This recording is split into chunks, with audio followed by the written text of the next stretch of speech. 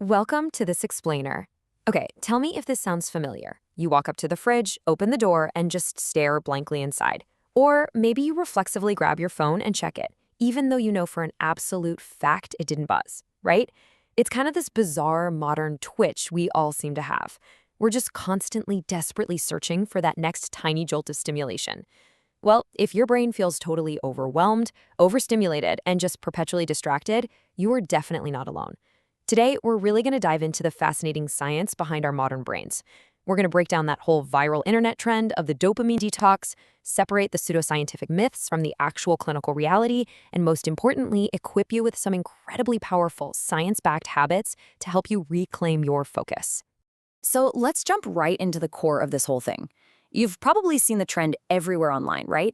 People are literally locking their smartphones in these timed safes, staring dead ahead at blank walls, and basically fasting from absolutely all joy, claiming they're doing a rigorous dopamine detox. And honestly, I get it. It makes total sense why we're so desperate for a reset. Studies actually show that the average person spends over 6 hours a day looking at screens. I mean, we're just bombarded by notifications, infinite scrolling, and instant gratification. But here's the million-dollar question. Can you actually physically detox from a brain chemical? Well, the short answer is no. There's no way. Your brain is producing dopamine all the time. A complete detox is physiologically impossible. But as we're going to see, the underlying desire to reduce our sensitivity to all these constant artificial rewards, that is actually deeply rooted in some very real science. To really wrap our heads around this, we have to look at what dopamine actually is. For the longest time, pop culture has just labeled dopamine as the pleasure chemical. But neurobiology tells a completely different and honestly way more fascinating story. According to Stanford neuroscientist Dr. Andrew Huberman, dopamine is a neuromodulator. It doesn't just dictate pleasure, it's the universal currency of foraging, motivation, and drive. Think about it evolutionarily. If you were a human, say 10,000 years ago, and you realized you were out of food and water, it was dopamine that drove you to get up, venture out into the unknown, and seek out the resources you needed to survive. It's the chemical of seeking, not just receiving. The massive problem we have today is that this ancient evolutionary survival mechanism is basically being hijacked by the modern world. When we look at the actual data, mapping our modern world against our biology, the problem becomes glaringly obvious. We all have this genetic baseline level of dopamine, but certain activities spike our levels drastically above that baseline. For instance, eating chocolate, that increases your dopamine 1.5 times above baseline. The pursuit and act of sex increases it 2 times. And substances like nicotine or cocaine spike it a crazy 2.5 times above baseline. We are constantly hitting our brains with these super stimuli that our ancient ancestors rarely, if ever, experienced. We're just compulsively chasing these massive artificial peaks day after day. But here is the crucial biological catch, and honestly, this explains so much of our modern-day fatigue. After you experience one of those massive dopamine peaks from a super stimulus, your levels don't just gently float back down to normal.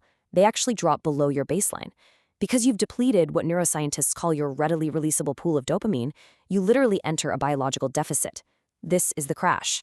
This is exactly why, after hours of doom scrolling social media or binge watching a show, you feel utterly unmotivated and just totally exhausted. And you know what the worst part is? This deficit actually drives more compulsive seeking behavior. You reach for the phone again, kind of mistakenly thinking it's going to bring you back up, but it only pushes your baseline lower and lower.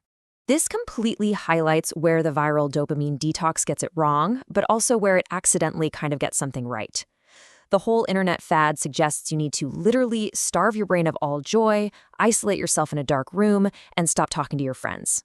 That extreme approach is terrible, and it can actually lead to anxiety and really harmful isolation. The scientific reality, however, is championed by people like Dr. Cameron Sapah, who actually coined the term dopamine fasting 2.0. And it's important to clarify here, that's really just a catchy title for stimulus control, not an actual fast from dopamine. His method is this highly structured approach rooted in cognitive behavioral therapy, or CBT. It's all about temporarily unplugging from highly stimulating impulsive behaviors to let your brain's reward sensitivity naturally recalibrate. Okay, so what should we actually be unplugging from? Dr. Sapah's clinical approach targets 6 very specific compulsive behaviors that hijack our modern brains, mainly because they're so impulsive and artificially rewarding. We're talking about emotional eating, excessive internet usage, again, hello 2 a.m. doom scrolling, gaming, gambling and shopping, watching porn, excessive thrill-seeking, and recreational drugs. Notice what isn't on there. This clinical list doesn't say don't read a fiction book or don't talk to your family. The goal of a real, science-based reset is simply to abstain from these specific high dopamine triggers for a set period. Maybe that's a weekend, or maybe it's just specific hours of the day. This literally forces you to sit with boredom, which, believe it or not, is actually a hugely powerful, necessary tool for creativity and mental clarity. So, to reverse this whole downward spiral, CBT relies on a really powerful concept called behavioral activation. See, when we strip away those compulsions and find ourselves sitting in that dopamine deficit, feeling that extreme lack of motivation, our absolute first instinct is to avoid doing anything at all. We just want to lay there. But we essentially have to force ourselves to hit an activate button on meaningful, low-stimulation habits before the motivation even strikes. You literally cannot wait to feel like doing it. You have to act first. By pushing that activate button and just doing the thing anyway, you gradually build this awesome upward spiral of energy and naturally rebuild a sustainable reward system. So, how do we practically program that activate button into our daily lives? To swap out those bad, compulsive digital habits for good, sustainable ones, we can look to the incredibly useful framework from James Clear's book, Atomic Habits. He outlines these 4 laws of behavior change. First up, make it obvious. Basically, design your environment so your good habits are front and center. If you want to read more, literally put a book on your pillow. Second, make it attractive. Use something called temptation bundling. Like, tell yourself you can only listen to your absolute favorite comedy podcast while you're working out at the gym. Third, make it easy. Just reduce the friction it takes to start the positive habit. And fourth, make it satisfying. Use a really simple habit tracker so you get that immediate positive visual feedback that you actually crushed your goal for the day. And here's the true secret sauce inside Atomic Habits. It's the subtle math of getting just 1% better every single day. We all naturally obsess over these massive, life-altering goals, right? But goals don't actually change behavior. Systems do.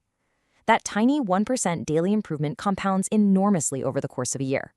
By focusing on reliable daily systems, like, say, physically leaving your smartphone in another room while you work, you are entirely removing the environmental cues that trigger that dopamine chase in the first place.